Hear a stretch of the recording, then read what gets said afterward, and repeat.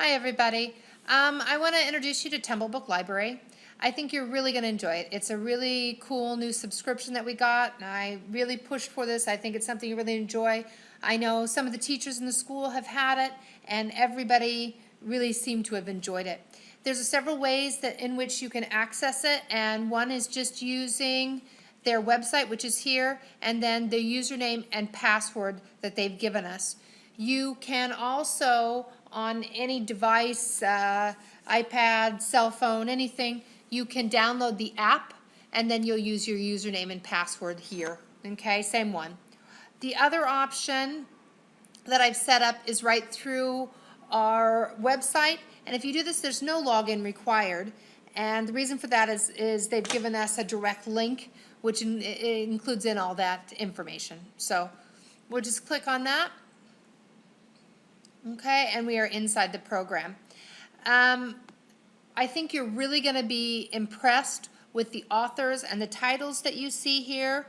There's over 1,000 books here, and there's some really well-known authors and titles that I think a lot of you will recognize and really enjoy having.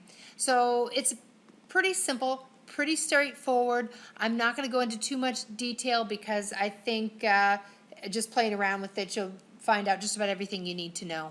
So if we go into the storybooks, okay, we're going to look down here and we see that they've put them by different definitions. If I wanted to look at, say, Lola in the library, okay, with these storybooks, these are going to be read to the students. Okay, and it's going to start with a summary, picture of the book, and then over here it has different options. It has read online. It also has some quizzes and games and lesson plans, book reports, all things you can use. It's up to you. Most important thing to me as a librarian is the kids are reading and really enjoying what they're reading. If we look off to the left, just take a quick note that it's giving you some important information such as the reading level, your AR level, grade level, all of these kinds of things are written over here. Okay? So if we click inside the book, I'll let it play for just a minute.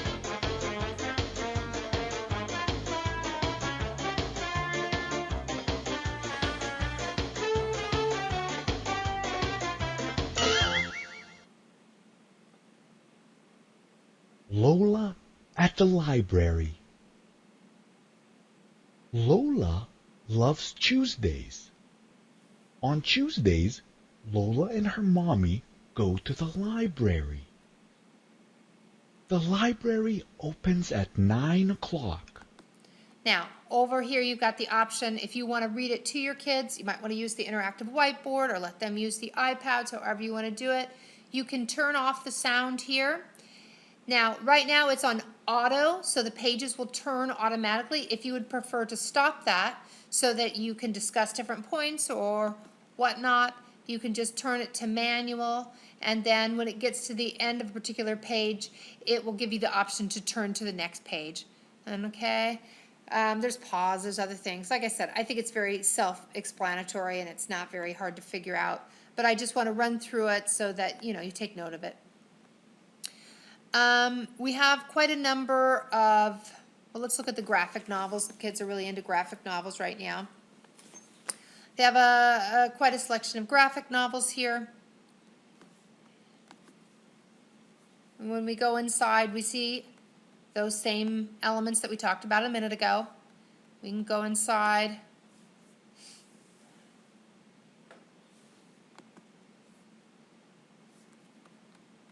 And we see here that visually they're still quite attractive. And of course that's what draws the kids. They're so visual anymore. This is the way they've been raised. So the pictures are real bright and colorful, and it just goes down. The entire chapter is just written in one strip, and then to turn to the next chapter, you just click up through there. Okay. Just real quickly, we'll look at the ebooks. Again, I think you'll be really impressed because of Winn-Dixie, Edward Tulane, The Tale of Despero, A lot of these are titles that we have in the library that are well known, that are award winners, Ella Enchanted. So I think that there's some really cool things that the kids are really going to enjoy. We'll go inside of one of them just to quickly review. I'm sure most of you have used Kindles, and this is very similar.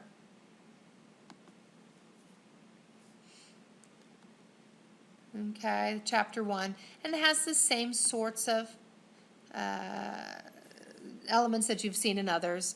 You can turn it by chapter.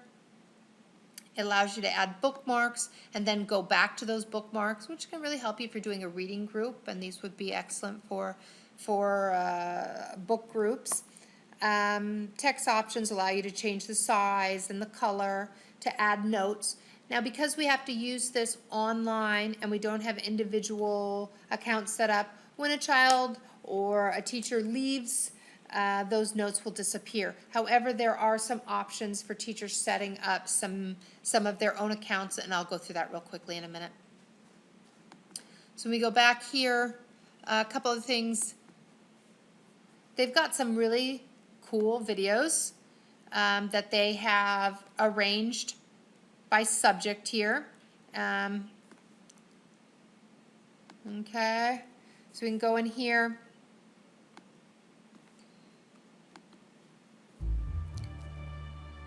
The heart and the blood vessels together constitute the cardiovascular system. Blood circulates within this network in two separate... All right, I won't go through all of that. I'm sure you kind of know that already. But anyway, I thought some nice little videos, and you'll see that there's quite a few. They have, especially inside of animals and that, like you would expect, they have a large number, which the kids might enjoy reading to themselves, or you might want to use inside of your classes. So there we go. About done. The only thing I wanted to mention here, the math stories are very nice as well. They have quite a number having to do with, you know, cardinality, counting, whatever. Going back up here, I think this is something that some people might enjoy knowing is here, and that's, you see that we have all of the books. You can search them by title.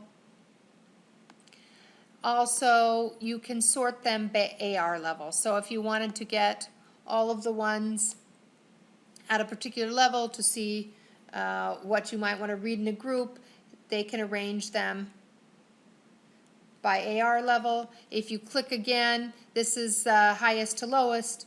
If you click it again, it will go lowest to highest. So that was one thing that I thought a lot of you might, and that's under the index, like I said. If you want to create playlists, you can. Oh, well, actually, this is their playlist. I'm wrong. These are playlists that they have set up for you. But if you go into My Cloud, this is where you're allowed to set up your own account, and from that account you can make your own lists and do things like this. So I haven't done that yet, and I think that's the basics. Like I said, it's very easy, very simple little program, but really pretty cool, I think. If you get a chance to use it, please do, and I'd love to get some feedback, because I love to know when the purchases we're making are something that's useful to you in the classroom, and we'll keep an eye open for more. Thank you very much.